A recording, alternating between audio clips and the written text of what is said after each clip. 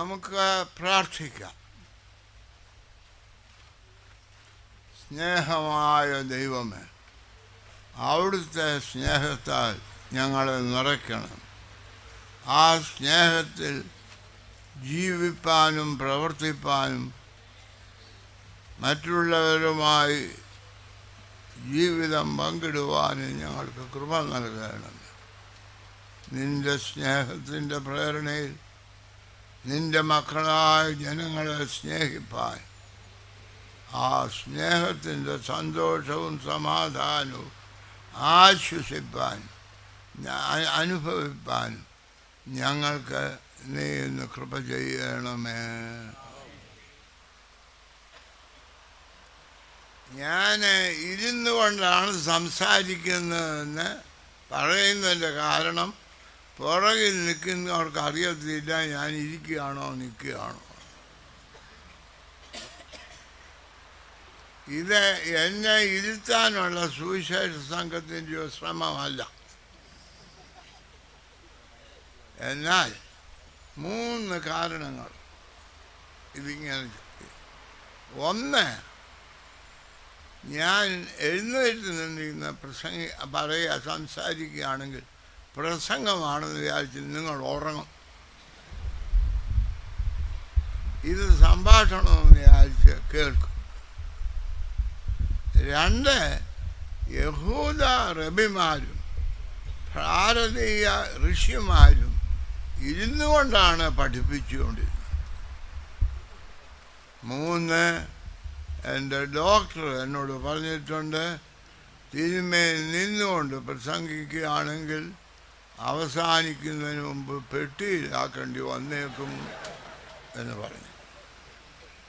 ഇങ്ങനെ 3 കാരണങ്ങൾ കൊണ്ടാണ്. മത്തായിയുടെ സുവിശേഷം 5-ാം അധ്യായം 1-ാമത്തെ വാക്യം. അവൻ പുരുഷാരത്തെ കണ്ടാറ് മനസ്സലിൽ മലമേൽ കയറിയിരുന്നു. ശിഷ്യന്മാർ അടുക്കൽ വന്നു അവരോടവൻ ഉപദേശിച്ചു. കർത്താവിൻ്റെ പർവ്വത പ്രസംഗമെന്ന് സാധാരണയായി വിളിക്കപ്പെടുന്ന ആ പ്രസംഗത്തിൻ്റെ ആരംഭത്തെ പറ്റി മത്തായി സുവിശേഷകൻ പറയുന്നതാണ്. ദൈവം കണ്ടതാര്? യേശുക്രിസ്തു കണ്ടതാര്? മാർത്തോമാ സഭയിലെ മെത്രാന്മാരെയാണോ? അവിടുത്തെ അച്ഛന്മാരെയാണോ? അവിടുത്തെ സുവിശേഷകരെയാണോ? അതോ പുരുഷാരത്തെയാണ്?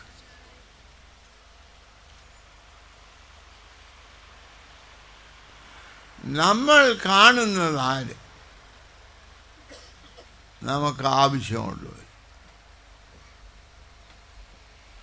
നമ്മെ ആവശ്യമുള്ളവരെ അല്ല നാം കാണുന്നത്, നമുക്ക് ആവശ്യമുള്ളവരെയാണ്. അവൻ യേശുക്രിസ്തു ലോകത്തെ കണ്ടു, ലോകത്തെ സ്നേഹിച്ചു. തൻ്റെ ഏകജാതനായ പുത്രനിൽ വിശ്വസിക്കുന്ന ഒരുവനും നശിച്ചു പോകാതെ നിത്യജീവൻ പ്രാപിക്കേണ്ടതിന് ദൈവം അവനെ നൽകുവാൻ തക്കവണ്ണം ലോകത്തെ സ്നേഹിച്ചു. ഞാൻ ചെറുപ്പമായിരുന്നപ്പോൾ CSSMൻ്റെ മീറ്റിംഗ് അന്ന് പ്രസംഗിച്ച ആൾ എന്നോട് പറഞ്ഞു, ദൈവം ഫിലിപ്പിനെ സ്നേഹിച്ചു എന്ന് പറഞ്ഞു. എൻ്റെ പേര് ഫിലിപ്പെന്നാണ് അന്നായിരുന്നു. ഞാൻ അങ്ങനെയുള്ള കള്ളക്കേസിലൊന്നും പിടിച്ച് പേര് മാറ്റിയതല്ല, ബിഷപ്പായതുകൊണ്ട് മാറിയത്. അപ്പോൾ ദൈവം സ്നേഹിക്കുന്നത് ദൈവത്തിൻ്റെ സൃഷ്ടിയെ. അതിൽ മനുഷ്യനുണ്ട്, ലോകമുണ്ട്, സമൂഹമുണ്ട്, വ്യക്തികളുണ്ട്, നല്ലവരുണ്ട്, ചീത്ത ആളുകളുണ്ട്, ഉണങ്ങിയ മരമുണ്ട്, പച്ച മരമുണ്ട്, മനുഷ്യൻ്റെ തലമേൽ വീണ് കൊല്ലുന്ന മരമുണ്ട്, മനുഷ്യന് ഭക്ഷണം കൊടുത്ത് സംരക്ഷിക്കുന്ന മരമുണ്ട്. സൃഷ്ടി, ദൈവ സൃഷ്ടിയെ സ്നേഹിച്ചു. ദൈവത്തിൻ്റെ സ്നേഹം വേണമെന്ന് നാം പ്രാർത്ഥിക്കുമ്പോൾ ദൈവം സൃഷ്ടിച്ച ലോകത്തെ സ്നേഹിക്കാൻ നമുക്ക് കഴിയണം. അത് നമ്മുടെ താല്പര്യമാണ്. ഞാനൊരു ചോദ്യം ചോദിക്കാം. ഈ കൺവെൻഷൻ കൊണ്ട് എന്ത് സാധിക്കണം എന്ന് നാം ആഗ്രഹിക്കുന്നു?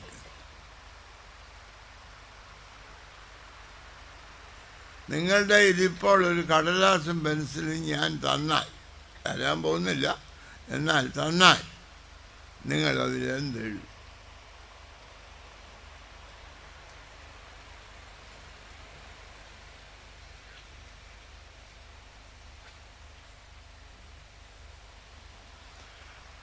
എൻ്റെ കയ്യിൽ കിട്ടുന്ന കടലാസിൽ ഞാൻ എന്തെഴുതുമെന്ന് പറയും.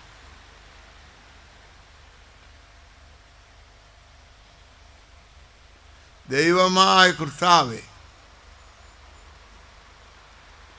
ഇന്ന് ലോകത്തിൻ്റെ യഥാർത്ഥ ആവശ്യമെന്ന് നിങ്ങളിൽ നിന്ന് മനസ്സിലാക്കി ആ ആവശ്യത്തിൻ്റെ പരിഹാരത്തിനായി അവിടുന്ന് പ്രവർത്തിക്കുന്ന ആ കാര്യത്തിൽ സഹകരിക്കാൻ എനിക്ക് മനസ്സും കൃപയും നൽകണമേ എന്ന് ഞാൻ പ്രാർത്ഥിക്കുന്നു.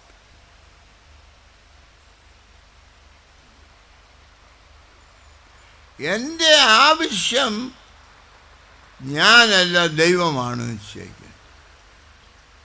ഇന്നത്തെ പ്രശ്നം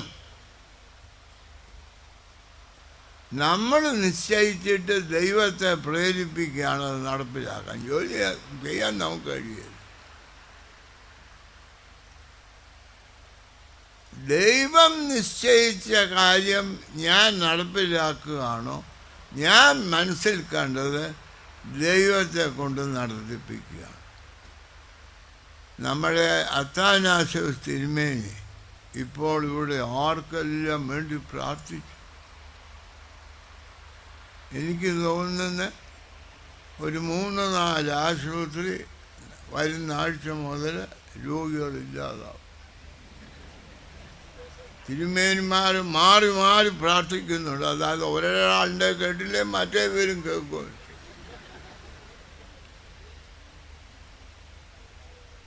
നടക്കുമോ?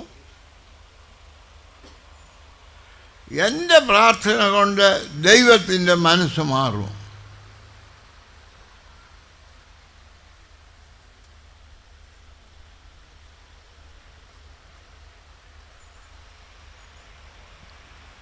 ഞാൻ പ്രാർത്ഥിക്കുന്നത് ദൈവത്തിൻ്റെ മനസ്സ് മാറാനോ ദൈവം എൻ്റെ മനസ്സ് മാറ്റാനോ? നമ്മുടെ തിരുമേനി പറഞ്ഞു, ഇന്നാലൊക്കെ രോഗികളായി അവിടെ കിടക്കുന്നു. ചിലർക്ക് ക്യാൻസർ, ചിലർക്ക് ഹാർട്ട്, അതെല്ലാം തിരുമേനിക്ക് എല്ലാ രോഗങ്ങളുടെയും പേരറിയാം. അതെല്ലാം പറഞ്ഞു.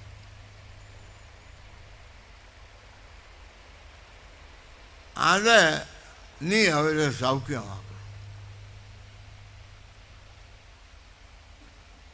അതോ ആ രോഗിക്ക് സൗഖ്യം ലഭിക്കുന്നതിന് ഞാൻ എന്ത് ചെയ്യണമെന്ന് എന്നെ മനസ്സിലാക്കണം.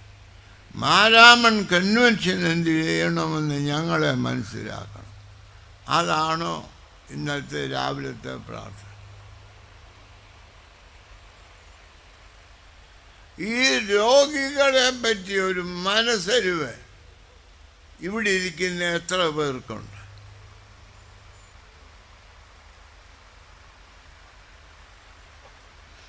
നിങ്ങളുടെ ഇടവകയിൽ 3 പേരുടെ പേര് പറഞ്ഞ് തിരുമേനി 3 രോഗത്തിന് വേണ്ടി പ്രാർത്ഥിച്ചു. അവരെ സൗഖ്യമാക്കണമെന്ന് പറഞ്ഞു. നിങ്ങളും പറഞ്ഞു ആ സൗഖ്യമാക്കി. ആമേൻ.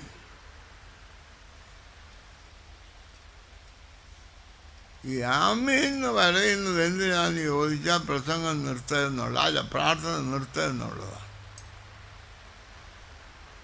ആമീൻ വളരെ അർത്ഥവത്തായ ഒരു വാക്കാണ്.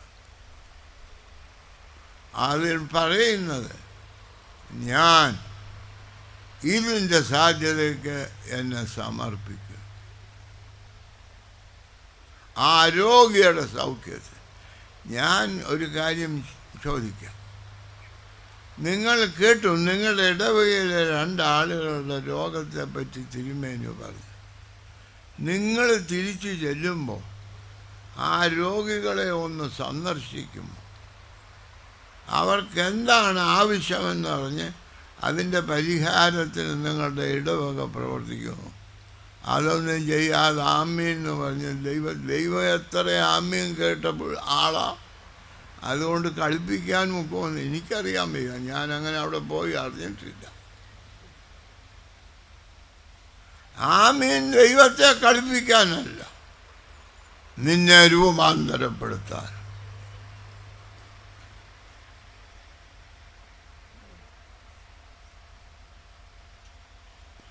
ഒന്ന്, ഇന്ന് ആവശ്യത്തിലിരിക്കുന്ന മനുഷ്യനെ കാണണം.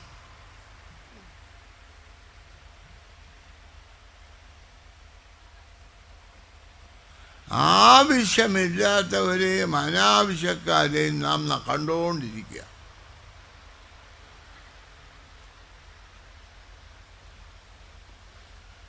ഇന്ന് പത്രം വായിച്ചിട്ട് കുറച്ച് കഴിയുമ്പോൾ എൻ്റെ അരികിൽ എന്നെ കണ്ടൊരു കാര്യം പറയാൻ വരുന്നവനോട് അവൻ കാര്യം പറയുന്നതിന് മുമ്പ് തന്നെ ആ ട്രെയിനിൽ നിന്ന് തള്ളിയിട്ട കുട്ടിയെപ്പറ്റി ഞാൻ പറയും.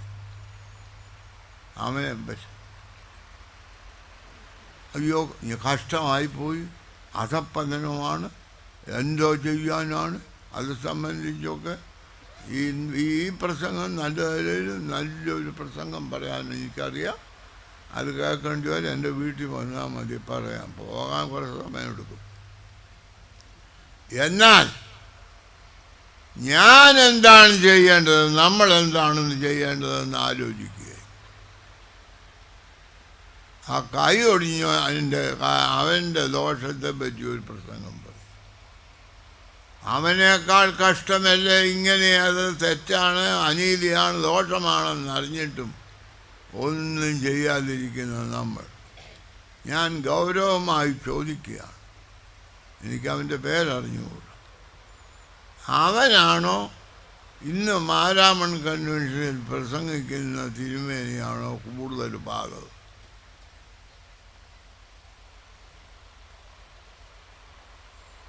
ചിലരുടെ ചിരി കണ്ട് ഞങ്ങൾക്ക് എന്നെ അറിയാൻ തിരുമേനിയാ ഉത്തരവാദി. ആ ചിരിയുടെ ഉത്തരമല്ല ഞാൻ പറഞ്ഞ, പരമാർത്ഥമായിട്ട് ഞാൻ ആലോചിക്കും. ഈ മാരാമൺ കൺവെൻഷനിൽ ഇന്നിരിക്കുകയും നിൽക്കുകയും ചെയ്യുന്ന ജനങ്ങളെ ഇന്നത്തെ ലോകത്തിൻ്റെ സ്ഥിതി കണ്ടിട്ട് എന്തു പറയണം?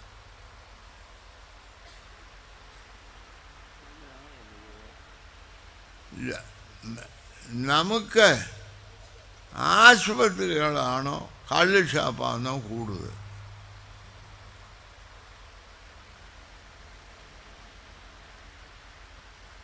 ഈ അടുത്ത സമയത്ത് ഏതെങ്കിലും ഒരു മന്ത്രി കള്ളുകൂടിയെ നീതീകരിച്ച് പ്രസംഗിച്ചതായി ഞാൻ വായിച്ചിട്ട് എനിക്ക് കണ്ണിന് കുറച്ച് വിഷമമുള്ളതുകൊണ്ട് എല്ലാം വായിക്കുകയില്ല.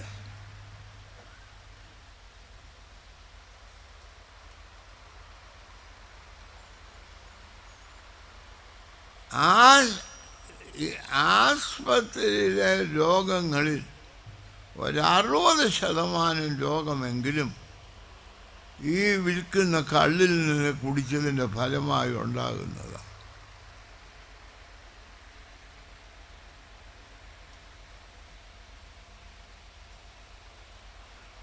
കോഴഞ്ചേരിൽ ആശുപത്രിക്ക് അടുത്താണ് കള്ള് ഷാപ്പ്. അതൊക്കെ നല്ല ബുദ്ധിയായിട്ട് ചെയ്തിട്ടുണ്ട്.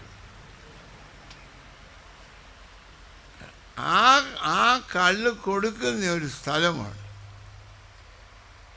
മാരാമൺ കൺവെൻഷനാണോ അവിടെയാണോ കൂടുതൽ അച്ചടക്കമുള്ളത് എന്നോടൊന്ന് ചോദിച്ചാൽ എൻ്റെ ബുദ്ധി ഇപ്പോൾ പഴയതുപോലെ അല്ലാത്തതുകൊണ്ടൊന്ന് ആലോചിച്ചേ ഉത്തരം പറയാനോ.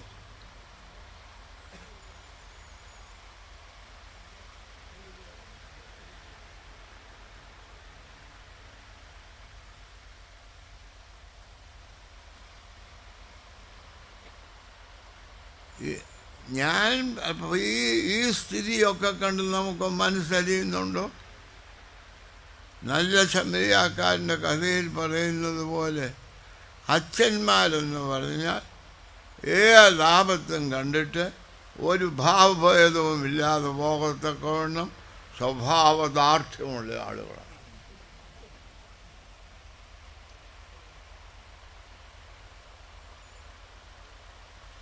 മാരാമൻ കൺവെൻഷൻ ഈ ആണ്ടിൽ എന്ത് ചെയ്യും? ഇന്നത്തെ ലോകത്തിലെ ആവശ്യങ്ങളെ ഒന്നാമത് മനസ്സിലാക്കും. നിങ്ങളുടെ മനസ്സുകൾ അരിയണം. നമ്മൾ സുവിശേഷങ്ങളിൽ വീണ്ടും വീണ്ടും വായിക്കുന്നുണ്ട്, യേശു ക്രിസ്തു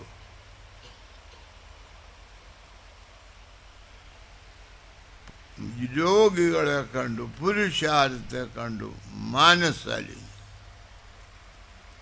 എന്ന് പറഞ്ഞാൽ എന്താ മനസ്സലിവെന്ന് പറഞ്ഞാൽ?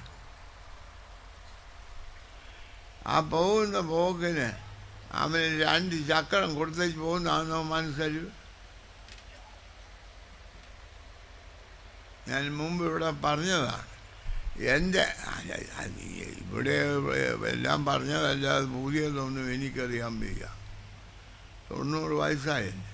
അത് നമ്മുടെ ഭരണവാസ തിരുമേനോട് ചോദിക്കണം, നവീകരണം എന്താണ്, പുതിയത് എന്താണ്.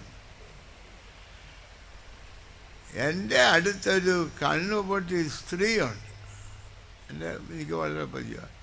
എന്നെ കാണുന്നുണ്ട്, തിരുമേനി 10 പൈസ എന്ന് പറയും. പൈസ വേണ്ടിയിട്ടല്ല, ഇംഗ്ലീഷിൽ ഹലോ എന്ന് പറയും. നമ്മൾ ചോദിക്കും സുഖമാണോ, ഇങ്ങനെയൊക്കെയുള്ള ചോദ്യം. അവർ ചുമ്മാ തിരുമേനെ ഞാൻ മനസ്സിലാക്കി കണ്ണു കാണാൻ പാടില്ല എന്ന് പറഞ്ഞതേ ഉള്ളൂ. അവർക്ക് പൈസ വേണ്ട.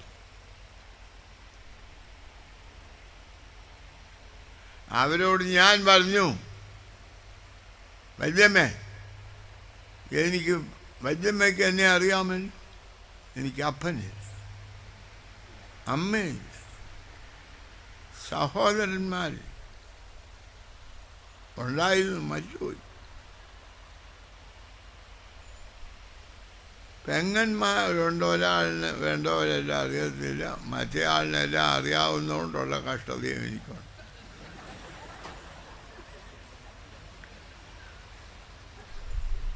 ഇങ്ങനെയുള്ള ആളാണ്. സ്വന്തം വീട്ടിലല്ല, വേറെ സഭയുടെ വക ഒരു വീട്ടിലാണ് താമസിക്കുന്നത്. വാടക കൊടുക്കാൻ പോലും കാശില്ല, അത് സഭ ചോദിക്കുന്നുമില്ല. എന്നോട് വല്യമ്മ കയറി ചോദിക്കണം, വല്യമ്മല്ലോ എനിക്ക് തരണമെന്ന് പറഞ്ഞു. ഉടനെ വല്യമ്മ പറഞ്ഞു, എൻ്റെ തിരുമേനിക്ക് ഇങ്ങനെ പോകേണ്ടത് ഞാനിപ്പോഴാണ് പറഞ്ഞു. ഭാണ്ഡം കൊട്ട് തുറന്നു, തിരുമേനിക്ക് ഇഷ്ടം പോലെ എടുത്തു വന്നു.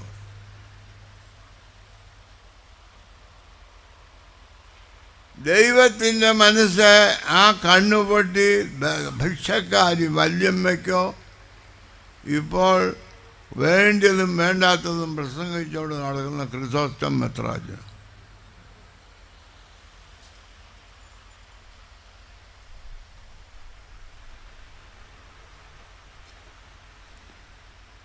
മനുഷ്യൻ്റെ ആവശ്യങ്ങൾ നിഷേധിക്കപ്പെടുമ്പോൾ മനസ്സലിവുണ്ടാകുന്നില്ലെങ്കിൽ ദൈവത്തിൻ്റെ ആത്മാവിലാണ് ജീവിക്കുന്നതെന്ന് ഉറക്കെ പറയാൻ സാധിക്കും. അങ്ങനെ മനസ്സലിയുന്നവൻ ദൈവത്തിൽ അന്യനാണെന്ന് പറഞ്ഞാൽ ദൈവത്തെ നമുക്കറിവുണ്ട്.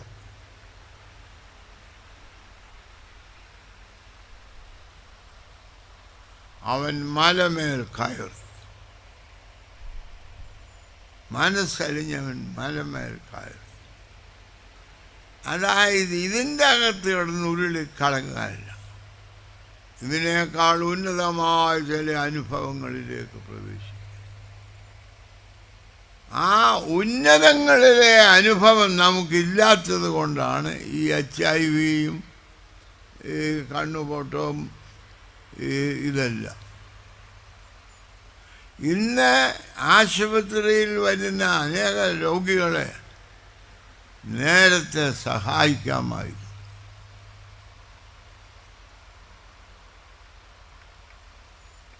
നമ്മളുടെ മനസ്സിലില്ലാഞ്ഞത് കൊണ്ടാണ് അവൻ പോയത്. ഞാനൊരു ക്യാൻസർ രോഗിയായി. എൻ്റെ രോഗം വന്നു, എന്നെ ചികിത്സിച്ചു, സൗഖ്യമായി. പോരുന്ന ദിവസം എൻ്റെ ഡോക്ടർ പറഞ്ഞു, തിരുമേനിക്ക് ഇത്രയും നല്ല സൗഖ്യവും ഈ സൗഖ്യം ഇത്രയും വേഗവും ലഭിക്കുന്നത് തിരുമേനിയുടെ ജനങ്ങളുടെ പ്രാർത്ഥന കൊണ്ട്. ഞാൻ ചോദിച്ചു, ഡോക്ടർ എങ്ങനെ അറിഞ്ഞു? അവർ പ്രാർത്ഥിച്ചു. എന്നെ വിളിച്ചു ചോദിക്കും. ഡോക്ടർ ഇപ്പോൾ ചികിത്സിക്കുന്ന ആ ബിഷപ്പ് ഞങ്ങളുടെ ബിഷപ്പാണ്. അദ്ദേഹത്തിന് എന്താണ് എങ്ങനെയാണെന്നെല്ലാം എന്നോട് തുറന്ന് പറയണം.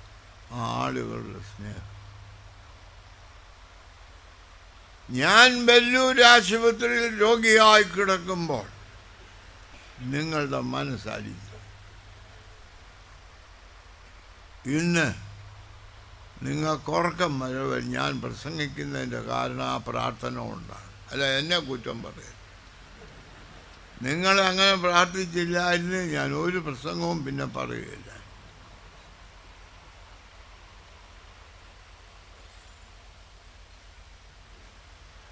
ഇത് നമുക്കുണ്ടാകണം. മനസ്സിൽ വരുമ്പോൾ അതിന് പരിഹാരമുണ്ടാക്കാനായി ശ്രമിക്കും. അതില്ലാത്തത് കൊണ്ടാണ് ശ്രമിക്കാത്തത്. നിങ്ങളുടെ അപ്പനോ അമ്മയ്ക്കോ സുഖക്കേടാണെന്ന് കേൾക്കുമ്പോൾ അപ്പനോട് പിണക്കമുള്ള ചുരുക്കം പേരൊഴിച്ച് ബാക്കിയുള്ളവർ എന്ത് വേണമെന്നാൽ ചെയ്യും.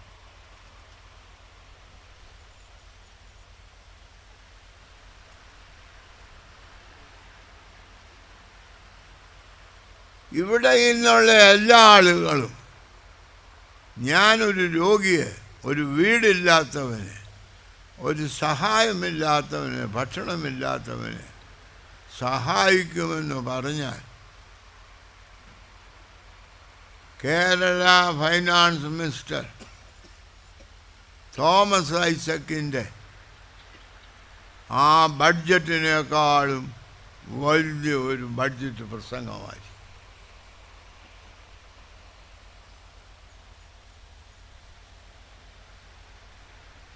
അദ്ദേഹം നല്ല ഉന്നതമായിട്ടാണ് പറഞ്ഞത്.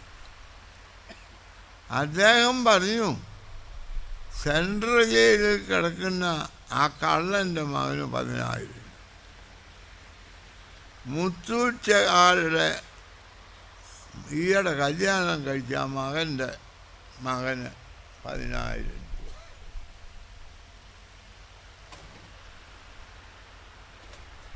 ഇപ്പോൾ എൻ്റെ വിചാരം നമ്മുടെ അച്ഛന്മാർ ചിലർ കല്യാണം കഴിക്കാൻ ഇവർ ദുഃഖിച്ചുകൊണ്ടിരിക്കുകയാണ്.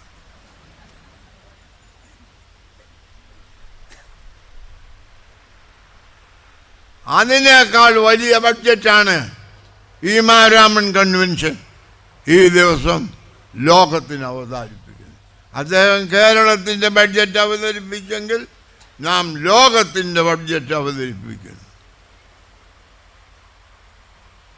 ഇന്ന് നടക്കുന്ന പ്രശ്നങ്ങൾ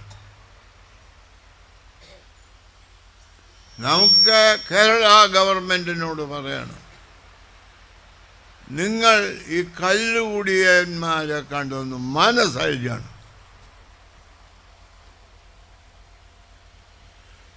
ഈ കള്ളുകുടിയന്മാർ ഈ ആശുപത്രിയിൽ വരുന്നു. അതാരുടെ കുറ്റം? ഞാൻ കള്ളുകൂടിയനെ പഴിക്കുകയില്ല. ചിലപ്പോൾ അവൻ്റെ ഭാര്യയുടെ കുറ്റമാണ്, അവൻ്റെ പട്ടക്കാരൻ്റെ കുറ്റമാണ്, അയൽവാസിയുടെ പണക്കൊതിയ. എൻ്റെ നിസ്സംഗതയാണ്.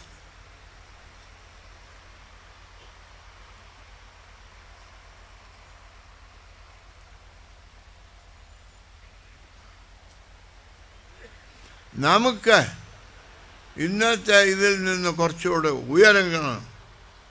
അതിൻ്റെ അടിമയായി അതിനെ സ്വീകരിച്ച് ജീവിക്കുകയല്ല, അതിനേക്കാൾ ഉന്നതമായ ജീവിതം ഈ മാരാമൺ കൺവെൻഷനിൽ സംബന്ധിക്കുന്ന എനിക്കും നിങ്ങൾക്കും ദൈവമേ തരണമേ എന്ന് മനസ്സോടൊന്ന് പ്രാർത്ഥിച്ചാൽ നവീകരണം ആരംഭിച്ചു.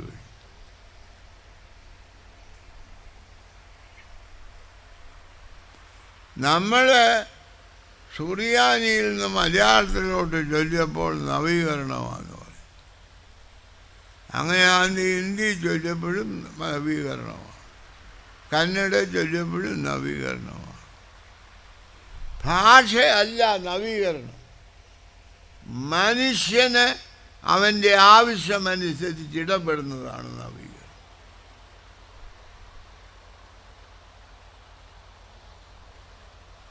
അവൻ ദൈവത്തെ അറിയണം, അവൻ ദൈവകൃപ അനുഭവിക്കണം, അവൻ കൃപയുടെ സമൃദ്ധിയിൽ ജീവിക്കണം.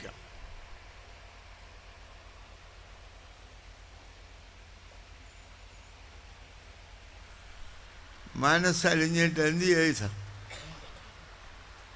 ശിഷ്യന്മാരടുക്കൽ അവരെ പഠിപ്പിച്ചു. അതാണ് മാരാമൺ കൺവെൻഷൻ.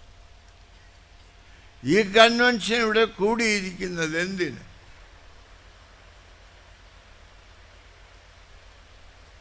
ഇന്ന് ലോകത്തെ പീഡിപ്പിക്കുന്നതും ഭയപ്പെടുത്തുന്നതും നശിപ്പിക്കുന്നതുമായിട്ടുള്ള ദോഷങ്ങൾ കണ്ട് മനസ്സലിഞ്ഞ് അതിൻ്റെ പരിഹാരത്തിനായിട്ട് സഭയെ സജ്ജമാക്കണം.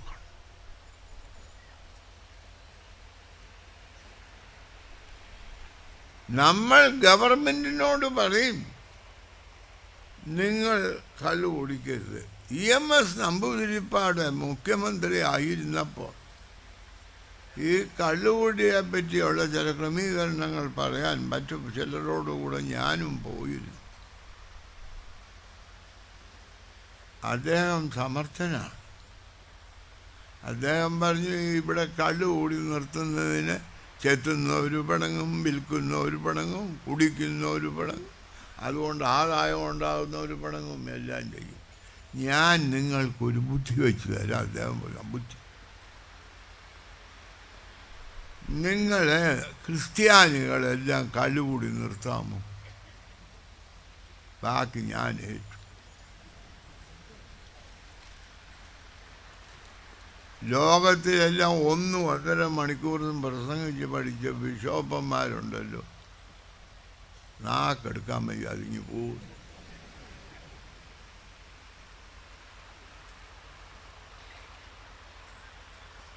ബിഷപ്പിൻ്റെ നാക്കിനെ വയറ്റിലേക്ക് അയക്കുന്നതാണ് ഈ കള്ളുകൂടി.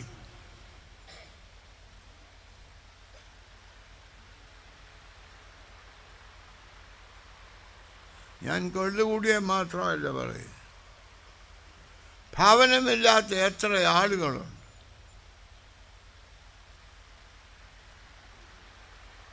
ഭക്ഷണമില്ല.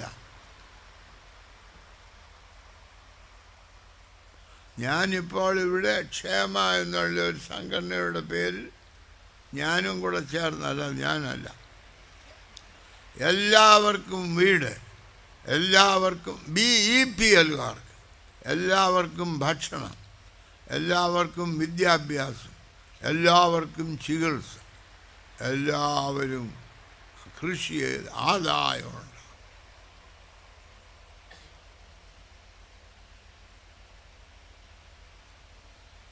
നമ്മളുടെ ഇടവകൾ, നമ്മുടെ ചുറ്റുപാടുമുള്ള ജനങ്ങൾക്ക് വീട്, ഭക്ഷണം ഇതൊക്കെ ലഭിക്കാൻ ഒരു ക്രമീകരണം ചെയ്യും. നമ്മുടെ തിരുമേനിയുടെ 80-ാം വയസ്സ് പൂർത്തിയാക്കുന്നത് സംബന്ധിച്ച് രോഗികളുടെ ചികിത്സയ്ക്ക് നമ്മൾ പണമുണ്ടാക്കും.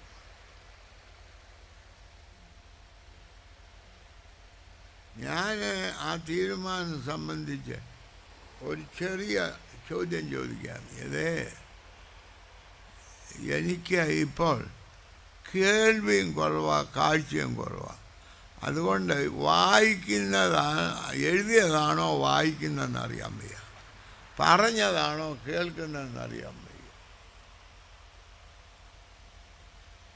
അത് സഭയിലും കുറേ പേർക്കുണ്ട്. ഞാൻ പറഞ്ഞതല്ല അവർ കേൾക്കുന്നു, ഞാൻ എഴുതിയതല്ല അവർ വായിക്കുന്നു. എന്നെ നിന്ന് പകർന്നതായിരിക്കും, അതെനിക്കറിയാൻ പാടില്ല. ആട്ടെ, ഞാൻ പറയാൻ ശ്രമിച്ചത് ഈ കൺവെൻഷൻ നമുക്ക് എന്ത് ചെയ്യണം. പണ്ട് സ്റ്റാൻലി ജോൺ സാഹിബ് ഈ കൺവെൻഷനിൽ വന്ന് ശ്രമമായി പ്രസംഗിക്കും. അദ്ദേഹം ഒരു ദിവസം സാമൂഹ്യ തിന്മയ്ക്കെതിരായി പ്രസംഗിച്ചു. അന്ന് നമ്മളുടെ സഭയിൽ ഈ വെറ്റമുറുക്ക് അന്തസ്സായി. കല്യാണത്തിനുമൊക്കെ ചെന്നാലും ആദ്യം ഈ ഇതൊക്കെ കൊടുത്ത് മുറുക്കി തൂപ്പും, അങ്ങനെയൊക്കെയുള്ള കാര്യമുണ്ട്. അത് കഴിഞ്ഞ് പോകുമ്പോൾ കുറേ ഒരു കെട്ട് പോല എല്ലാവർക്കും കൂടെ കൊടുക്കും. അന്ന് നടന്നാണ് പോകുന്നത്. അവർ കുറച്ചങ്ങോട്ട് നടക്കുമ്പോൾ ഇതഴിച്ച് പാവുക്കും, അന്നേരം വഴക്കുമൊക്കെ ഉണ്ടാകും. അങ്ങനെയൊക്കെ. അങ്ങനെ ആ വഴക്കിടുന്ന ഒരു വളവിലാണ് ഞാൻ കുറച്ച് നാൾ താമസിച്ചിരുന്നത്. അതുകൊണ്ട് എനിക്കും അതിൻ്റെയൊക്കെ സുഖക്കേടിൻ്റെ ഭാഗമുണ്ട്. ഞാൻ പറഞ്ഞത്, നമുക്ക് അന്ന് ശാലിയോൺസ് വന്നോത്തിൽ നമ്മുടെ തിരുമേനി മെത്രാപ്പോലീത്ത തിരുമേനി പോലെ അദ്ദേഹം എടുത്ത് മണരി കുഴിച്ചിട്ട്, സാഹിബ് പറഞ്ഞു കുഴിച്ചിട്ടു. വേറെയൊക്കെ എല്ലായിടത്തും തീയിടുക, അതേ ഇതുകൊണ്ടായിരുന്നു. ചില സ്ഥലത്ത് ഈ മരിച്ചവരെ തീയിടും. അപ്പം അവരുടെ യോഗം കൂടുമ്പോൾ തീയിടും, നമ്മൾ കുഴിച്ചിടും. അതുകൊണ്ട് ഈ മണപ്പുറത്ത് ചിലപ്പോൾ ഈ മണൽ ചീത്തയാകാൻ കാര്യം പോലെ എല്ലാം കൂടെ കുഴിച്ചിട്ടുണ്ടായിരിക്കും, എനിക്കറിയാൻ വയ്യ. തിരുമേനി കുഴിച്ചിട്ടു. ഇതെന്താണ് പറഞ്ഞത്? ഇവിടെ ഞാൻ സംസാരിക്കുമ്പോൾ നിങ്ങളുടെ പോലെ കുഴിച്ചിരുന്നു, എൻ്റെ അത് പോക്കറ്റിൽ കിടക്കും. മാർത്തോമ്മ മെത്രാപ്പൊലീത്ത പറഞ്ഞു, എൻ്റെ ജനങ്ങൾ പോലെ കുഴിച്ചിടണമെങ്കിൽ ഞാൻ ആദ്യം പോലെ കുഴിച്ചിടും. അദ്ദേഹം കുഴിച്ചു.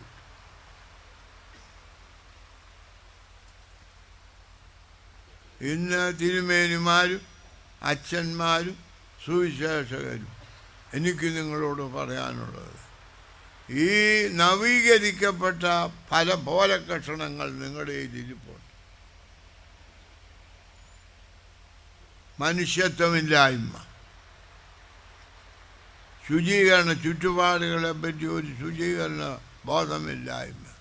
ഇവിടെ ഇന്ന് പറഞ്ഞല്ലോ, ഞങ്ങൾ റോയ് ഒരു DFO ആണ്, എൻ്റെ ഒരു വലിയ സ്നേഹിതനാണ്. അദ്ദേഹവും ഞാനും കൂടെ ഒരു പുസ്തകം എഴുതി.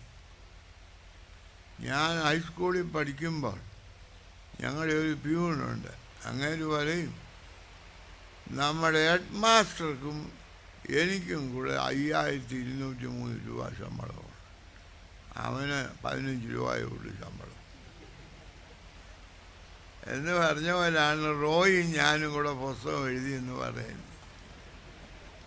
എനിക്ക് പ്യൂണിൻ്റെ സ്ഥാനമേ ഉള്ളൂ. എന്നാൽ അങ്ങനെ വലിയ ആളായതുകൊണ്ട് തിരുമേനി ഞാനും കൊടുത്താൽ പറ്റും, അല്ല ഞാനും തിരുമേനിയും കൊടുത്താൽ സത്യം. അങ്ങനെയാണ് പറയുന്നത്. ഞാൻ പറഞ്ഞത് ആ പ്രകൃതിയെ സൂക്ഷിക്കണം. ആ പുസ്തകം വായിക്കുമ്പോൾ അറിയാം. അത് റിലീസ് ചെയ്ത ദിവസം ഇത് വായിച്ച ഒരാൾ പറഞ്ഞു, ഇത് മലയാളത്തിലാക്കി നമ്മുടെ യുവജനങ്ങൾക്ക് കൊടുക്കണം, വലിയൊരു സേവനമായി. ആട്ടെ, ഞാൻ പറയാൻ ശ്രമിക്കുന്ന സംഗതി, ഈ കൺവെൻഷനിൽ ചില തീരുമാനങ്ങൾ നമ്മൾ ചെയ്യണം. എന്താണ്? ഞാൻ പറഞ്ഞല്ലോ, പുരുഷാരം ദൈവത്തിങ്കൽ നിന്ന് പഠിച്ചുകൊണ്ട് ദൈവ സ്വഭാവത്താൽ ഏകീകരിക്കപ്പെട്ട് ദൈവത്തെ പോലെ മനുഷ്യരോട് മനസ്സറിഞ്ഞ് മനുഷ്യൻ്റെ ആവശ്യങ്ങൾ ദൈവം ആഗ്രഹിക്കുന്ന വിധം പരിഹരിക്കാനാണ് ഇവിടുന്ന് പോകേണ്ടത്. കർത്താവിൻ്റെ അരികെ വന്ന് പലരോടും പറയും, നീ കിടക്ക എടുത്തുകൊണ്ട് വീട്ടിൽ പോകും. ഈ പറഞ്ഞതിൻ്റെ അർത്ഥം എന്നാ? നിനക്കിപ്പോൾ കിട്ടിയ സൗഖ്യം പോലെ നിന്റെ വീടിനെയും സൗഖ്യമാണ്. യേശു ക്രിസ്തു ആദ്യം ചെയ്ത അത്ഭുതം എന്താണ്?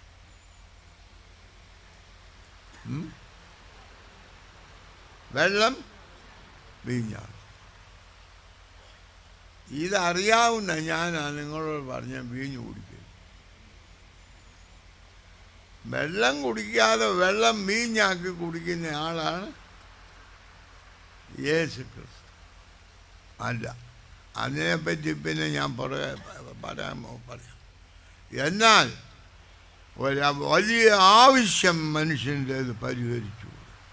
ഒരു കല്യാണ വീട്ടിൽ അവിടെ മോരില്ലാതെ പോയി.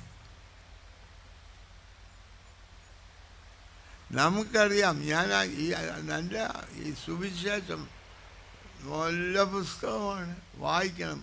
നിങ്ങൾക്ക് സ്വന്തമായിട്ടില്ല, അടുത്ത വീട്ടിൽ നിന്ന് മറ്റോ കടം വാങ്ങിക്കണം, അങ്ങ് തിരിച്ചു കൊടുക്കണമെന്നേ. നല്ല രസമുള്ള പുസ്തകമാണ്. കർത്താവിന് വലിയ സെൻസ് ഓഫ് ഹ്യൂമറുള്ള ആളായിരുന്നു, വലിയ പരിജ്ഞാനമുള്ള ആളായിരുന്നു, നല്ല മനസ്സരിവ്. ഏതെല്ലാം വേണം, നന്മ വേണമെന്ന് ആഗ്രഹിച്ചു അതെല്ലാം കർത്താവിനുണ്ട്. നിങ്ങൾക്കറിയാം, അവിടെ വീഞ്ഞില്ലാതായപ്പോൾ അവിടെ വന്ന ജനങ്ങളെല്ലാം കൂടെ എന്തോ ചെയ്തു? ഇയാളൊരു പിശുക്കനാ, ഇവനെ ഒന്ന് ആളിനെ വിളിക്കുകയും ചെയ്യും, മോരുണ്ടാക്കുകയും ഇല്ല.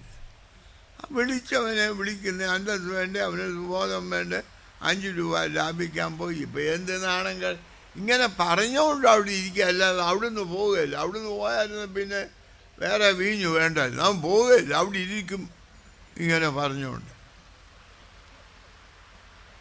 അല്ലേ? അതിനൊരു നവീകരണം ഉണ്ടാകും. എന്താണ് അമ്മ പറഞ്ഞു? മകനെ ഇവരെ സഹായിക്കും.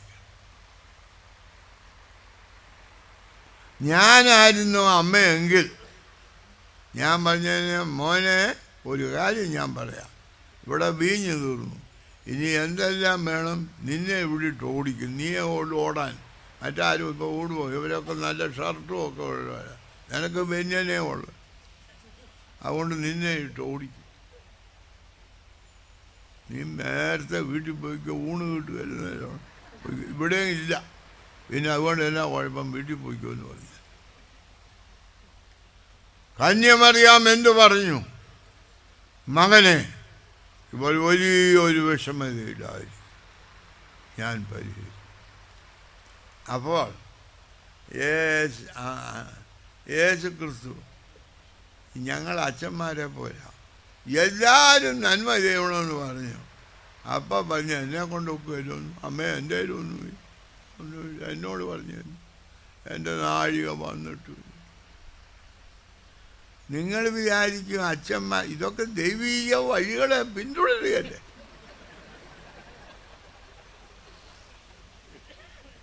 ഞങ്ങൾക്കൊന്നും അവർ പറഞ്ഞ മുഴുവൻ ശരി. ഞങ്ങളുടെ കയ്യിലൊന്നുമില്ല, ബാങ്കിലാണ്.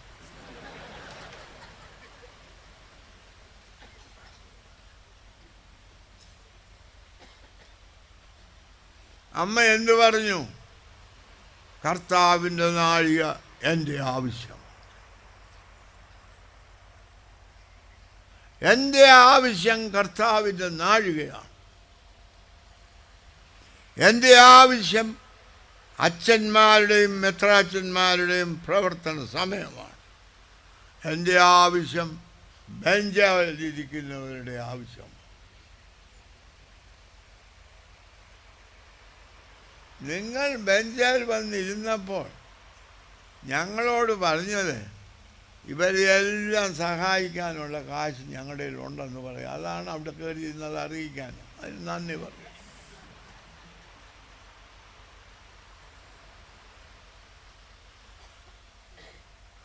അപ്പോൾ കർത്താവ് എൻ്റെ നാഴിക വന്നിട്ടില്ലെന്ന് പറഞ്ഞാൽ ഉടനെ എന്താ ചെയ്തു? വെള്ളം. അപ്പോൾ കർത്താവ് പറഞ്ഞതിൻ്റെ പേരെന്നാ? എൻ്റെ നാഴിക വന്നിട്ടില്ലെന്ന് പറഞ്ഞിട്ട് ഉടനെ വെള്ളം വീഞ്ഞാക്കിയെങ്കിൽ കർത്താവ് പറഞ്ഞതിന് മലയാളത്തിൽ എന്നാ പറയുന്നു? മലയാള പണ്ഡിതരൊക്കെ ഇവിടെ ഇരിപ്പുണ്ട്. അല്ല, ഇതിൻ്റെ ഇടയിൽ ഒരു ചെറിയ സംഭവം എന്നാണ്. അമ്മ പറഞ്ഞു, അവൻ എന്ത് കൽപ്പിച്ചാലും നിങ്ങൾ ചെയ്യണമെന്ന് പറഞ്ഞു. അവൻ കൽപ്പിച്ചാൽ ചെയ്യുന്ന നാഴിക വന്നപ്പോൾ ദൈവത്തിൻ്റെ നാഴിക വന്നു. ദൈവത്തിൻ്റെ നാഴിക നേരത്തെ ഉണ്ടായിരുന്നു. ദൈവം എപ്പോഴും മനസ്സലിഞ്ഞ് സഹായിക്കാൻ ആളില്ല, അനുസരിക്കാൻ ആളില്ല. ഈ മാരാമൻ കൺവെൻഷനിൽ ദൈവത്തെ അനുസരിപ്പിക്കുന്ന തിരുമേനിമാരും അച്ഛന്മാരും സുവിശേഷകരും സെക്രട്ടറിയും ഒക്കെ ഉണ്ട്. ദൈവത്തെ അനുസരിക്കാൻ ആർക്കും മനസ്സില്ല. നവീകരണം ഈ വർഷത്തേതെന്ത്? ദൈവത്തെ അനുസരിപ്പിക്കുന്നവർ ദൈവത്തെ അനുസരിക്കുന്നവരായിട്ട് തീരും.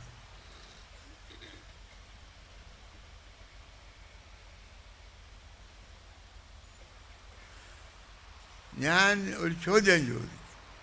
ഖാനാവിലെ കല്യാണത്തിന് വെള്ളം വീഞ്ഞാക്കിയത് ആർ?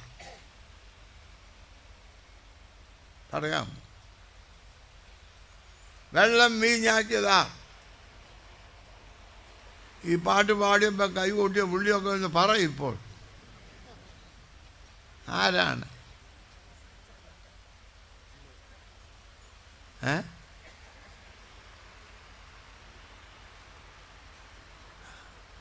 യേശു ക്രിസ്തു ആണോ?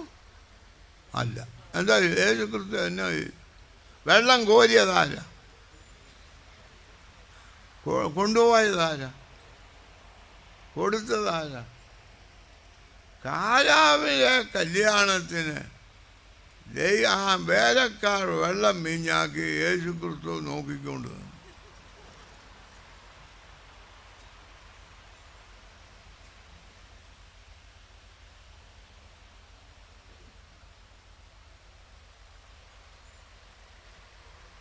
ദൈവത്തെ അനുസരിക്കുന്ന ദൈവത്തിൻ്റെ മക്കൾ ഭൂലോകത്തിൽ അത്ഭുതങ്ങൾ പ്രവർത്തിക്കും. അത്ഭുതമെന്ന് പറഞ്ഞാൽ കാലില്ലാത്തവന് കാലുണ്ടാകുന്നത് മാത്രമല്ല, അവൻ്റെ തലയിൽ ഞാൻ കൈവെക്കുമ്പോൾ അവൻ ചാടി എഴുന്നേൽക്കുന്നത് മാത്രമല്ല, വെല്ലൂർ ആശുപത്രിയിൽ പോയി ചികിത്സിച്ച് ഓപ്പറേറ്റ് ചെയ്ത് മാറ്റി കഴിയുന്നത് ആണ്. നമുക്കറിയാം, യേശുക്രിസ്തു ഒരു ചെകിടൻ വന്നപ്പോൾ എന്ത് ചെയ്തു? തുപ്പി അത് കഴിഞ്ഞേച്ച് ചെവിക്കകത്തോട്ട് വേദനയിട്ട് ഒറ്റ തിരി. ഇതൊക്കെ അന്നത്തെ ഓപ്പറേഷനാണ്. ചെവി ഓപ്പറേറ്റ് ചെയ്തു. അങ്ങനെ പ്രത്യേക കത്തിയൊന്നും ഇല്ലാഞ്ഞുകൊണ്ട് കൈ കൊണ്ട് അങ്ങ് ഓപ്പറേറ്റ്. അങ്ങനെ നമ്മൾ യേശുക്രിസ്തുവിൻ്റെ ഹീലിംഗ് മിനിസ്ട്രിയൊക്കെ പഠിക്കണം, ആ വിധത്തിൽ മനസ്സിലാക്കും. ആട്ടെ, ഞാൻ പറയുന്നത് എന്താണെന്ന് ചോദിച്ചാൽ, നമ്മൾ എന്തിന് ലോകത്തിനു വേണ്ടി മാരാമൺ കൺവെൻഷൻ ഇവിടെ ഇരിക്കുന്നവർക്ക് വേണ്ടിയോ ഇവിടെ വന്നിട്ടില്ലാത്തവർക്ക് വേണ്ടി?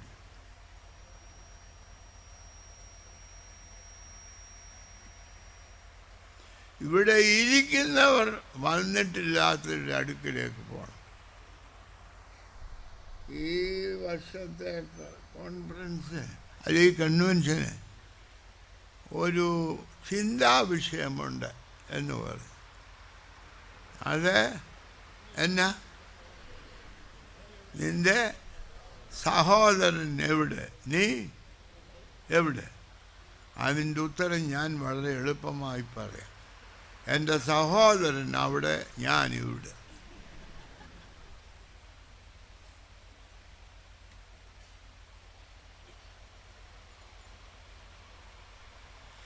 ഞാനും എൻ്റെ സഹോദരനും തമ്മിൽ അബ്രഹാം ലാസറിനോട് പറഞ്ഞതുപോലെ ഞാൻ ഇവിടെയും നീ അവിടെയും നമുക്ക് തമ്മിൽ ബന്ധവുമില്ല.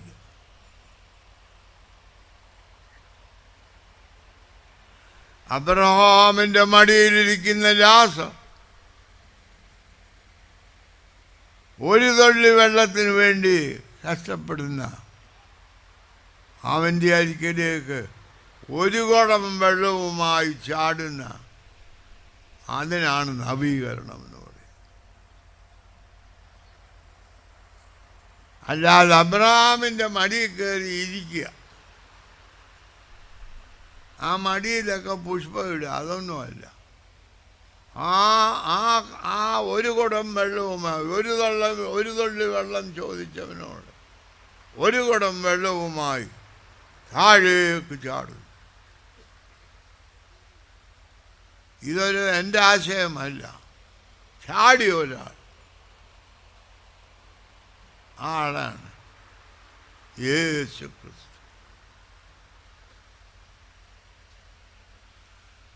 നിരാശ കൊണ്ട് നിറഞ്ഞ ലോകത്തിലേക്ക് പ്രത്യാശയുടെ ജീവനുമായി, ദൂതമായി അല്ല, ജീവനുമായി അവൻ വന്നു.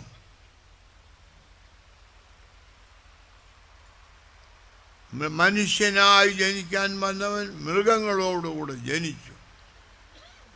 എല്ലാവരും അവനെ ഉപേക്ഷിച്ചു, ക്രൂശിച്ചു, മരിച്ചു. ഇന്ന് പിതാവിൻ്റെ വലത്ത് ഭാഗത്ത് ഈ കൺവെൻഷൻ, ഈ നവീകരണം ഇത് സാധിക്കും. ഇത് സാധിച്ചിട്ടുണ്ട്. ഞാൻ പറഞ്ഞല്ലോ, മാർത്തോമ്മ മെത്രാപ്പൊലീത്ത മുതൽ അവിടെ ഇപ്പോൾ അവസാനത്തെ തൂണിൻ്റെ ഇപ്പുറത്തെ തൂണിരുന്ന് ഉറങ്ങുന്ന ആൾ വരെ പുകയിലെടുത്ത് താഴെ ഇട്ടു. താഴെ ഇടുകയല്ല, കുഴിച്ചിട്ടു. ഇതൊക്കെ വളരെ സിഗ്നിഫിക്കൻ്റ്. ഇന്ന് ഈ 2011 കൺവെൻഷൻ ഞാനിവിടെ, എൻ്റെ സഹോദരൻ അവിടെ അല്ല, ഞങ്ങൾ രണ്ടുപേരും ഒരിടത്ത്. എവിടെ? ക്രൂശ്. യേശു ക്രിസ്തുവിൻ്റെ വലത്തുഭാഗത്തെ കള്ളനാണ് ക്രിസ്തോസ്റ്റം തിരുമേനി. ഇടത്തുഭാഗത്തെ തിരുമേനി ആരാന്ന് എനിക്കറിയാൻ വയ്യ.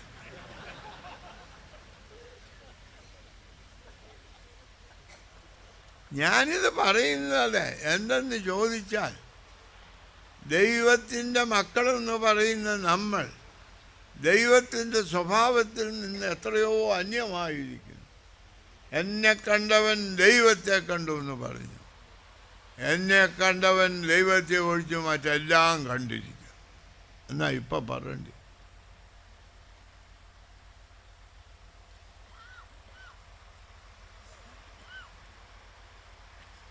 അതുകൊണ്ട് വ്യക്തികൾ, കുടുംബങ്ങൾ, ഇടവകകൾ, സഭ, സമൂഹം രൂപാന്തരപ്പെടുത്തുന്ന ഒരു കൺവെൻഷനായി കൺവെൻഷൻ ചെയ്യും.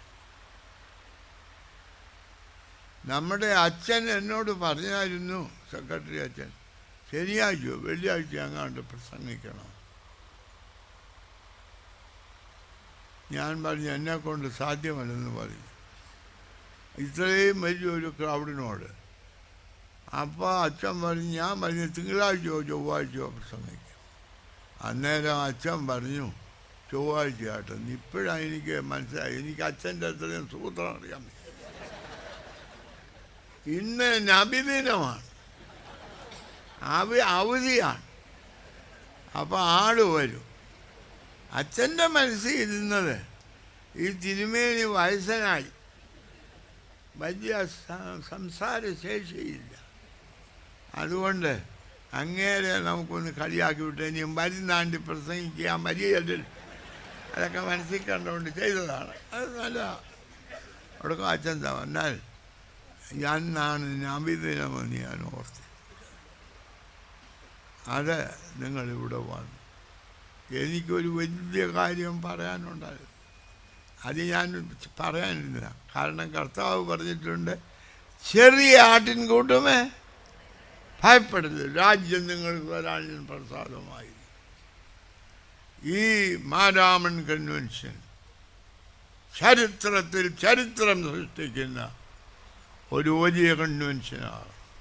ഇത് ലോകത്തെ ഭയപ്പെടുത്തുന്ന ഭീതിയിൽ നിന്ന് സമാധാനത്തിലേക്കും സന്തോഷത്തിലേക്കും ആശ്വാസത്തേക്കും ലോകത്തെ നയിക്കുന്നതാണ്.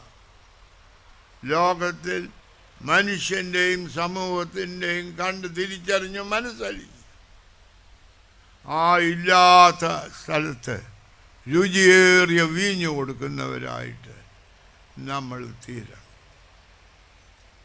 ഞാൻ ഒന്ന് പറഞ്ഞു, അടിസ്ഥാന ആവശ്യങ്ങളിലേക്ക് ഉപയോഗിച്ച് നശിപ്പിക്കുന്ന മദ്യപാനത്തെ എതിർക്കണം.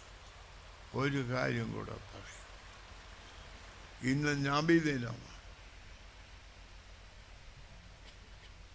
നബി ആര് എന്ന് നിങ്ങൾ വായിച്ചു പഠിക്കണം.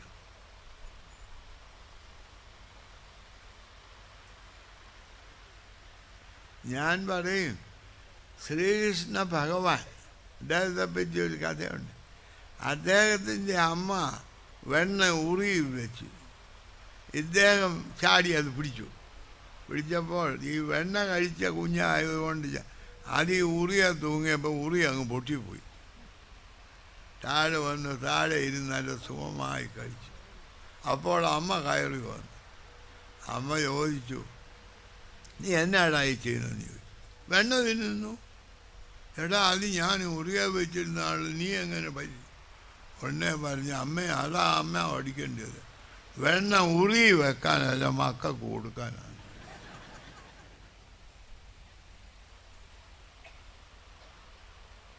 അതാ എനിക്ക് പറയാനുണ്ട്. പണം ബാങ്കിലിടാനല്ല, ആവശ്യക്കാരന് കൊടുക്കാൻ. ശ്രീകൃഷ്ണ ഭഗവാൻ അമ്മയോട് പറഞ്ഞത് ഞാൻ കേട്ട് നിങ്ങളോട് പറയുക. ഇതുവരെ എൻ്റെ മുഖത്ത് നോക്കിക്കൊണ്ടിരുന്ന പുള്ളി ഇപ്പം താഴോട്ടാണ്.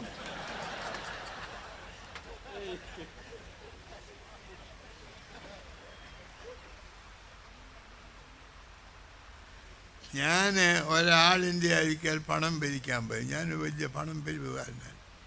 നമ്മൾ അത്താനോസ് സിനിമേൻ്റെയും മറ്റുമാണെങ്കിൽ അതിൻ്റെ വിദ്യകളാണ്. 5 മണിയാകുമ്പോൾ ഒരുത്തനെ പിടിക്കും. അവനൊരു നല്ല സ്വഭാവം വന്നില്ല. അപ്പോഴത്തേക്ക് ഉടനെ വരെ ഇവിടെ ഇങ്ങനെ ഒരു നല്ല കാര്യമുണ്ട് അങ്ങനെയൊക്കെ. അതല്ല, നീ ഒരു 5000 രൂപ തരാം. അവനെല്ലാം കേട്ടുമില്ല, ഉറക്കം അങ്ങ് പോയി എത്ര രൂപ കൊടുത്താലും ഉറങ്ങാമല്ലോ എന്ന് വിചാരിച്ചാൽ അവൻ സമ്മതിച്ച് കിട്ടിയാൽ പിന്നെ തിരുമേനിക്കറിയാം എന്നാ ചെയ്യേണ്ടത്. ഞാൻ പറഞ്ഞത്, തിരുമേനി 5 മണിക്ക് നിന്നെ വിളിച്ചുണർത്തി ചെയ്യുന്ന കാര്യം ഉറക്കം കെടുത്തുന്നതല്ല, സമാധാനത്തോടെ ഉറങ്ങാൻ നിന്നെ സഹായിക്കുന്നതാണ്. എന്തെന്നാൽ തിരുമേനിയുടെ ഒരു സ്ഥാപനം എൻ്റെ പേരിലാണ്. അതാരെ ചികിത്സിക്കുന്നു ചോദിച്ചാൽ ഭ്രാന്തന്മാർ. അദ്ദേഹം അത് കണ്ടുപിടിച്ചോ മനസ്സിലാക്കി യാഥാർത്ഥ്യം എന്താണ്, ക്രിസോസ്റ്റം മെത്രാച്ചനുള്ള യഥാർത്ഥ സുഖക്കേട് എന്താണ് എന്ന് കണ്ടുപിടിച്ച് അതിൻ്റെ സൗഖ്യത്തിനായി. എന്നാൽ അദ്ദേഹം എൻ്റെ ഒരു അങ്ങനെ അദ്ദേഹം സ്വീകരിക്കുകയില്ലെങ്കിലും ഞാൻ അദ്ദേഹത്തിൻ്റെ ഒരു സ്നേഹിതനായിട്ടാണ് എൻ്റെ ഒരു സ്നേഹിതനായിട്ടാണ് അദ്ദേഹത്തെ സ്വീകരിച്ചത്. അദ്ദേഹം പറഞ്ഞു, അങ്ങനെ ആളുകൾ ലോകത്ത് ജീവിക്കാം. ഞാൻ അവിടെ ചെന്നപ്പോൾ ഒരാളിനെ കണ്ടു, CA പാസ്സായ ആൾ. വീട്ടുകാർക്ക് വേണ്ട, തിരുമേനിക്ക് വേണം. അയാളിപ്പോൾ എന്ത് നല്ല സന്തോഷത്തോടെ ജീവിക്കും. തിരുമേനി എന്ത് ചെയ്തു? ഇക്കരെ നിന്ന് അക്കരയ്ക്ക് പോയി. യേശുക്രിസ്തു സ്വർഗത്തിൽ നിന്ന് ഭൂമിയിലേക്ക് പോയി. നമ്മൾ മാരാമണ്ണിൽ നിന്ന് മനുഷ്യൻ്റെ അടുക്കലേക്ക്, മനുഷ്യത്വം നഷ്ടപ്പെട്ട മനുഷ്യൻ്റെ അടുക്കലേക്ക് പോകണം. സ്നേഹിതരെ, വിശ്വാസികൾ, കർത്താവിൽ വാത്സല്യമുള്ളവർ,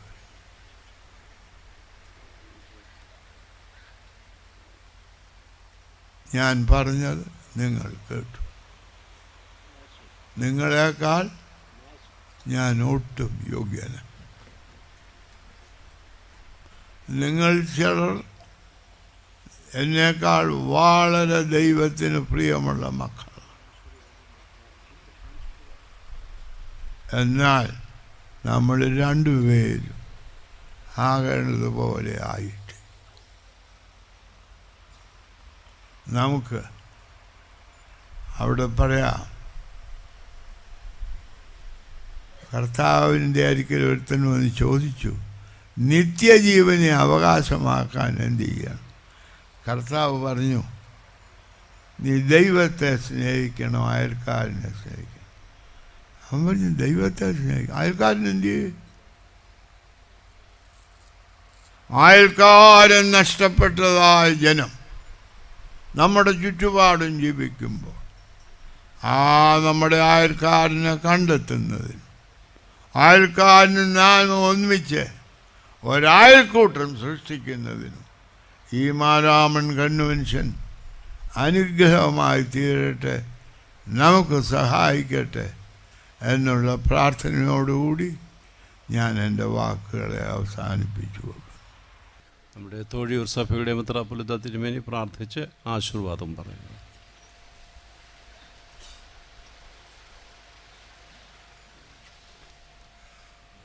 തലമുറകളായി വാത്സല്യപൂർവ്വം ഞങ്ങളെ കരുതിയ സ്വർഗീയ പിതാവാം ദൈവമേ, വലിയതായ സ്നേഹത്തിൽ ഞങ്ങളെ പരസ്പരം ബന്ധിപ്പിച്ചിരിക്കുന്നു.